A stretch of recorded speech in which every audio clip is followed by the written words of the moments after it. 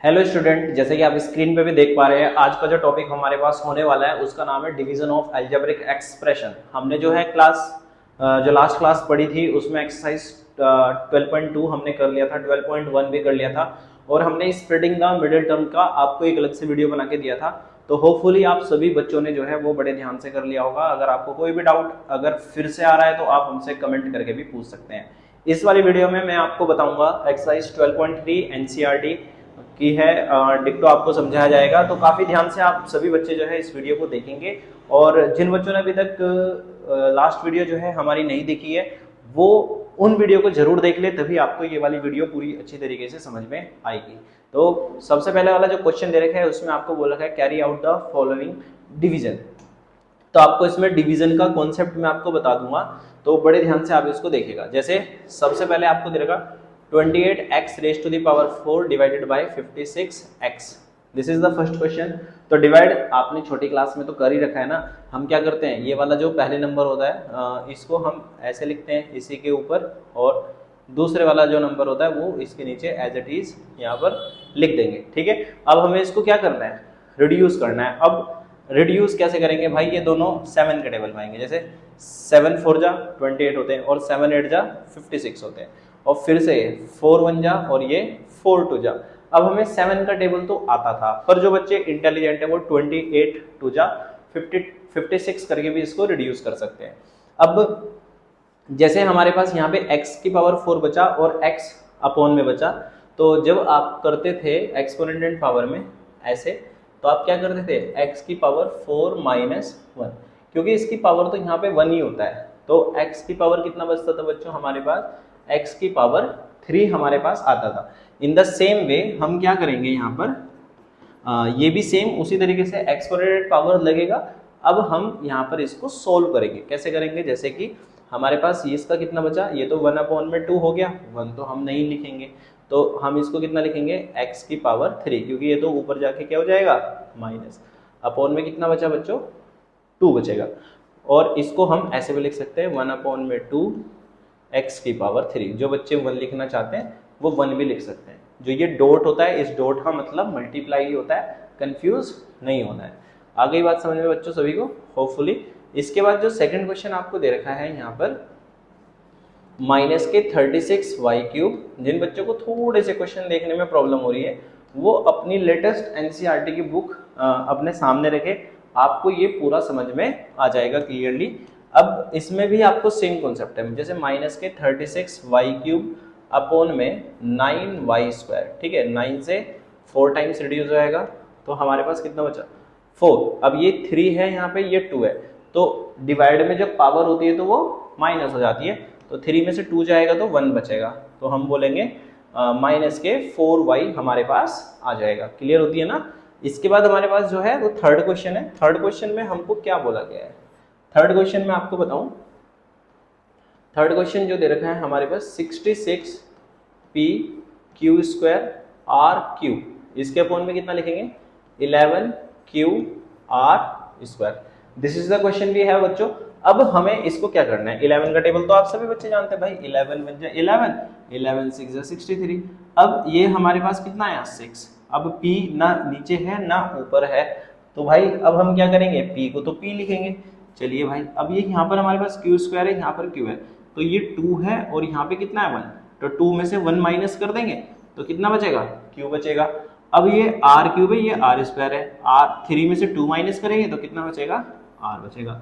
तो कितना simple question हमें दे रखा है वो हमें साफ साफ दिख भी रहा है। तो इसी तरीके से आप इसके जो है ये आगे के पार्ट भी इसी तरीके से आप कर सकते हैं। जैसे अगर यहाँ पर माइनस है ना, जैसे सपोज करो इसका जो फिफ्थ क्वेश्चन है, फोर्थ आप कर दीजिएगा 17 से रिड्यूस हो जाएगा, और फिफ्थ वाले क्वेश्चन में b की पावर 8 अपॉन में जैसे माइनस का दे रखा है 6a की पावर 6 b की पावर 4। अब बच्चे क्या सोचते हैं यार इसमें माइनस आ गया मैं क्या करूं, भाई माइनस आ गया तो कोई घबराना नहीं है, आंसर माइनस में आ जाएगा बस। बाकी स्टेप हमारे सेम रहेंगे, 6 2 जा तो यहाँ पर 2 लिखो।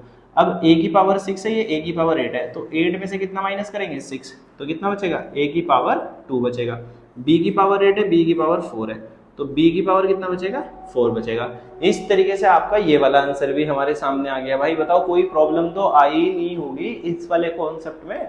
अब हम क्या करेंगे, इसके नेक्स्ट पार्ट क्वेश्चन नंबर 2 पर मूव करते हैं।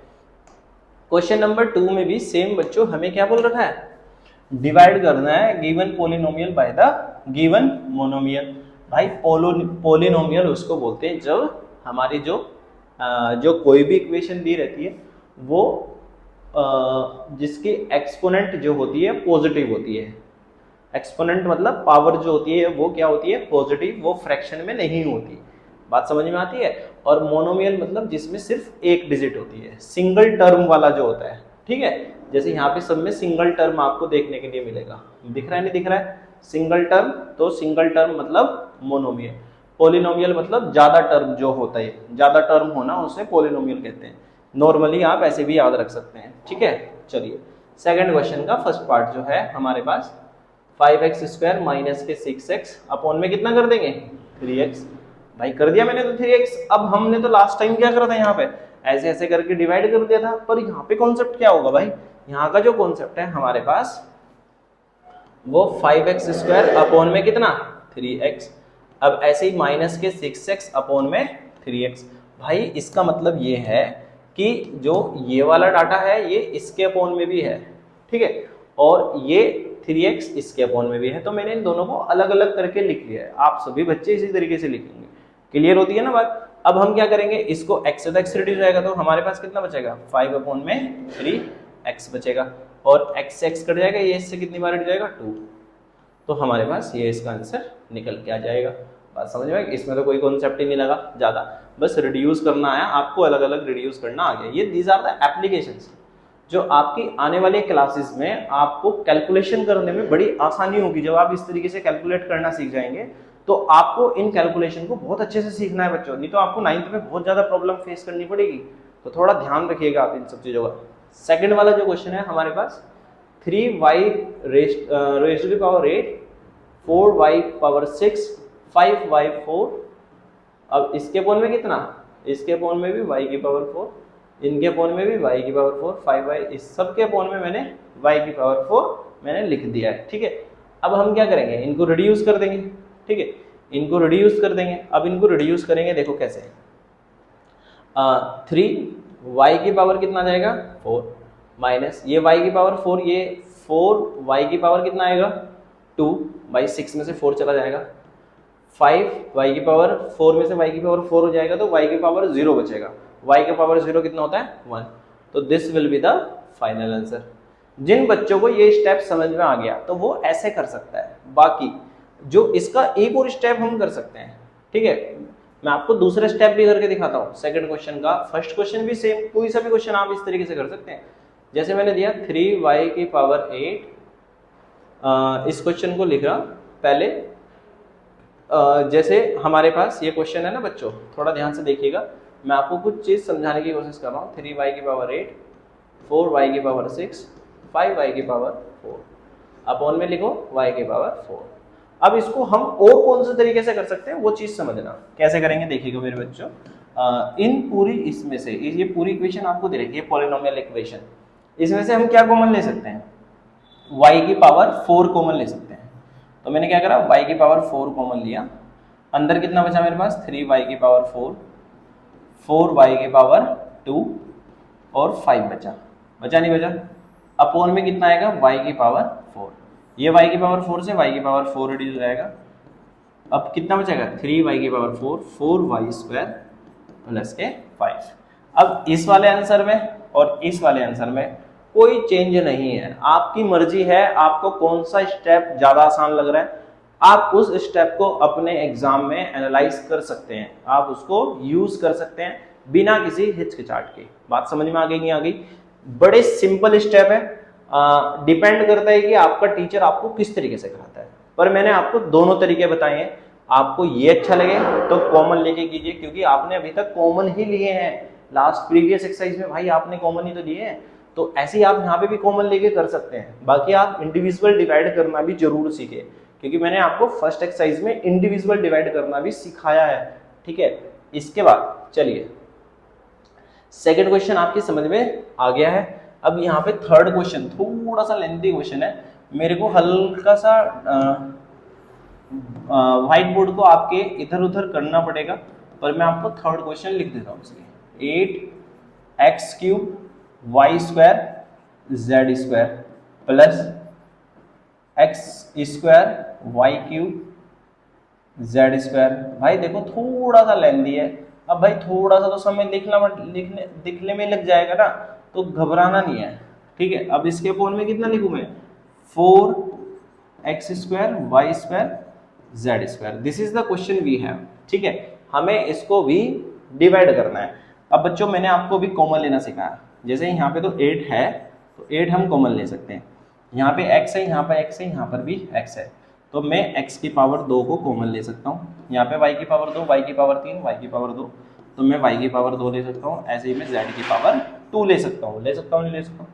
अब इसका x की पावर 2 बाहर आ गया, अंदर कितना बचा, x बचा, ये दोनों तो इसके बाहर चले गए, ठीक है। यहाँ पे कितना बचा हमारे पास, y² यानी y बचा, और उधर कितना बचा, z बचा, ठीक है। अपॉन में कितना है, 4x² y² z²। मतलब मैंने क्या करा, इस वाली वैल्यू से अंदर वाली वैल्यू को, हर एक वैल्यू को डिवाइड करा, और डिवाइड करने के बाद I am getting x plus Y plus Z. अब हम क्या करेंगे, यहां से इन तीनों से ये तीन वैल्यू रिड्यूस हो जाएगी, ये 4 2 जा हो जाएगा, नहीं हो जाएगा, तो हमारे पास 2 bracket x plus Y plus Z बचेगा, ठीक है मेरे प्यारे बच्चों। ये भी आपको क्वेश्चन पूरी अच्छी तरीके से समझ में जरूर आया होगा, ठीक है। अगर आपको डाउट है तो आप हमें जरूर बताइएगा। इसके बाद इसी तरीके से आप इसका question number 4, question number 5 common लेकर जरूर करना, ऐसा नहीं होगा कि उनका आंसर नहीं आएगा। क्लियर होती है, नहीं होती है बात। इसके बाद जो है हमारे पास क्वेश्चन नंबर 3 है। इसमें बोला भाई वर्कआउट करना है, इसमें कोई वैसे वाला वर्कआउट नहीं करना है कि आप को बोल दिया कि वार्म अप करना है, नहीं, वर्कआउट आपको क्वेश्चन पे करना है। थोड़ा देखिएगा किस तरीके से हम करते हैं। तो जैसे इसमें थर्ड क्वेश्चन आपको दे रखा है मेरे प्यारे बच्चों कि भाई इसमें आपको 10x माइनस के 25 डिवाइडेड बाय 5, ठीक है, this is the question we have. अब आप क्या करेंगे, सेम प्रोसीजर है। अब बोलोगे भाई हर बार सेम क्वेश्चन आएंगे, हम सीखेंगे क्या, भाई क्या करें जब बुक ही इस तरीके से बनाई गई है, इसके बाद के जो क्वेश्चन है उनमें थोड़ा चेंजेस आएगा, उनके लिए थोड़ी सी अपनी नजरें अच्छे से खोल के रखना। इन दोनों में से आप क्या करेंगे, कॉमन लेंगे। भाई कॉमन कितना आएगा, 5 कॉमन आ गया, अंदर कितना बचेगा, 2x माइनस के 5। अब देखो मैंने आपको बताया ही नहीं कि भाई कॉमन कैसे लेते हैं, क्योंकि अब आपने प्रीवियस वीडियो अच्छे से देख रखी है, अब आपको कॉमन लेने में प्रॉब्लम नहीं आ रही है। स्टार्टिंग में देखो हमें कॉमन लेने में भी प्रॉब्लम आ रही थी कि कॉमन हम कैसे लेते हैं, एचसीएफ हम कैसे लेते हैं। अब जब आप सीख गए तो अब आपको आसान हो जा रहा है सब कुछ। अपॉन में कितना करा, 5 से 5 रिड्यूस हो गया, अंदर कितना बचा, 2x माइनस के 5 बचा। तो ये हमारा डाटा भी कंप्लीट हो जाता है। इसके बाद क्वेश्चन नंबर 2 है 10x माइनस के 25 अपॉन में कितना, 2x माइनस के 5। भाई अब इसमें दोनों डिजिट, वहां पे तो मोनोमियल था, पर यहाँ पे तो वहां पे तो क्या था, मोनोमियल था। अब यहाँ पे बाइनोमियल आ गया, बाइनोमियल मतलब दो टर्म के ऊपर भी और नीचे भी। अब हम क्या करेंगे, इन दोनों में से कॉमन लेंगे। इन दोनों में से जब कॉमन लेंगे तो कितना आएगा, 5, तो अंदर कितना बचेगा, 2x माइनस के 5। अब अपोन में इन दोनों में से कितना कॉमन लेंगे, भाई दोनों में से 1 कॉमन आ सकता है, तो 1 कॉमन लेके मेरे को कुछ भी फायदा नहीं है। तो 2x माइनस के 5, 2x माइनस के 5। मैंने ऐसा क्यों करा, क्योंकि 1 लिखोगे तो भाई 1 लिख लो, कोई प्रॉब्लम तो है नहीं। तो पर 2x माइनस 5 से 2x माइनस 5 पूरा रिड्यूस हो जाएगा, तो आंसर हमारे पास कितना बचेगा, 5 बचेगा। आ गया नहीं आ गया समझ में, देखो कितना सिंपल क्वेश्चन था, कितनी इजीली आप सभी बच्चों ने कर लिया है। इसका जो थर्ड क्वेश्चन है हमारे पास, थर्ड क्वेश्चन जो है 10y 6y प्लस के 21 अपॉन में कितना, 5 2y प्लस के 7। अब हमने क्या करना है, ऊपर से फिर से कॉमन लेना है। भाई ये देखो 10y है, इन दोनों में से कितना कॉमन आएगा भाई, 6 और 21 में से 3 कॉमन आएगा, तो मैंने क्या करा, 3 कॉमन लिया। भाई 3 कॉमन आ गया, अब अंदर कितना बचेगा 2y प्लस के 7। अब इन दोनों में से कितना 5, 2y प्लस के 7। बेसिकली क्या होता है, जो ये ब्रैकेट होते हैं ना, ये वाले जो ब्रैकेट है जिनको मैं सर्कल कर रहा हूँ, ये प्रोबेबली सेम आते हैं। अगर वो सेम आ रहे हैं कॉमन लेने के बाद, तो it means you are on the right way. आपको कोई टेंशन लेने की जरूरत नहीं है। अगर आपके ब्रैकेट थोड़े चेंजेस आ रहे हैं तो एक बार क्वेश्चन को अच्छे से देख लेना कि कभी कोई प्रॉब्लम तो नहीं हो रही है। बात समझ रहे हो ना मेरी। तो 2y प्लस के 7, 2y प्लस के 7 को रिड्यूस कर देंगे। 5 से ये 2 बार रिड्यूस हो जाएगा, तो 2 इंटू 3 कितना हो जाएगा 6। तो 6y will be the final answer for the question number 3। Problem तो आपको, मुझे नहीं लगता आपको इसमें कोई डाउट होगा, क्योंकि ये बड़े सिंपल वे में आंसर आ रहे हैं इसके। इसके बाद हमारे पास जो है इसका फोर्थ पार्ट भी आप समझ लीजिएगा। 9x square Y square 3z minus के 24 अपॉन में 27xy z माइनस के 8। बात समझ रहे हो। अब इसको हमें क्या करना है, सोल्व करना है। सोल्व कैसे करेंगे भाई, ऊपर वाले में से देखो कुछ कॉमन आ रहा है क्या, है ना, 9x स्क्वायर वाई स्क्वायर। अब इन दोनों में से हम क्या करेंगे, कितना कॉमन आएगा 3 कॉमन आ जाएगा। तो मैंने 3 क्या लिया कॉमन लिया, अंदर कितना बचा z माइनस के 8। भाई 3 कॉमन ले लिया मैंने, कलर चेंज करके बता दिया। अब नीचे कितना है 27xy ब्रैकेट में कितना z माइनस के 8। अब हम क्या करेंगे, इसको z माइनस 8 से z माइनस 8 को रिड्यूस करा देंगे। और यहाँ से 9 3 जा 27 होता है, 3 से 3 रिड्यूस हो जाएगा, एक x से एक x रिड्यूस हो जाएगा, एक y से एक y रिड्यूस हो जाएगा। तो वी कैन से कि भाई न्यूमरेटर में x इंटू वाई बचेगा, बाकी सब कुछ रिड्यूस हो रहा है तुम्हारी आंखों के सामने, देख लो भाई सब कुछ रिड्यूस हो रहा है। z माइनस से z माइनस 8, 9 से 3 जा 3 से 3, x से एक x, एक y से एक y स्क्वायर का एक y चला जाएगा। तो x y आपके पास बचेगा बिना किसी टेंशन के। यहाँ पे x y आप इसका आंसर निकाल लेना, ठीक है। इसी तरीके से बच्चों आपको क्या करना है, इसका ये जो लास्ट वाला पार्ट है, फिफ्थ वाला पार्ट, आप सेल्फ ट्राई करेंगे और इसका आंसर मुझे कमेंट करके जरूर बताएंगे कि फिफ्थ वाले पार्ट का आंसर कितना आ रहा है, ठीक है। हमें उससे पता भी लगेगा कि आप इन सब क्वेश्चन को कर पा रहे हो नहीं कर पा रहे हो। जो प्रीवियस क्वेश्चन भी मैंने आपको बोले कि ये वाले क्वेश्चन आपको करने हैं, उनके आंसर्स मुझे कमेंट बॉक्स में जरूर बताएं। बात समझ में आई? और फीडबैक जरूर दें कि वीडियो कैसी लगी है। भाई 3 जो है आपको बहुत अच्छी तरीके से इसके स्टार्टिंग के 3 क्वेश्चन समझ में आ गए होंगे। वीडियो की लेंथ थोड़ी ज्यादा हो जाती है इस बच्चों, तो इसलिए हमें वीडियो को थोड़ा छोटा करना पड़ रहा है। इसकी जो नेक्स्ट वीडियो आएगी उसमें इसके नेक्स्ट पार्ट आएंगे, तो आप हमारे YouTube चैनल से सब्सक्राइब जरूर कर लीजिएगा और इस चैनल को ज़्यादा से ज़्यादा शेयर कीजिएगा, जिससे कि और भी बच्चे जो है इस चैनल से जुड़े। और अगर आपको कोई भी क्वेरी रहती है, कोई भी डाउट रहता है, तो आप हमें कमेंट करके जरूर बताएं। और जो मैंने आपको होमवर्क क्वेश्चन दिए हैं उनके कमेंट भी आप हमें कमेंट बॉक्स में जरूर डालें, जिससे कि हमको पता लगे कि आप इन वीडियो को पढ़ भी रहे हैं या फिर ऐसे ही देख रहे हैं। तो हम मिलते हैं आपसे नेक्स्ट वीडियो में। Thank you for watching, have a nice day.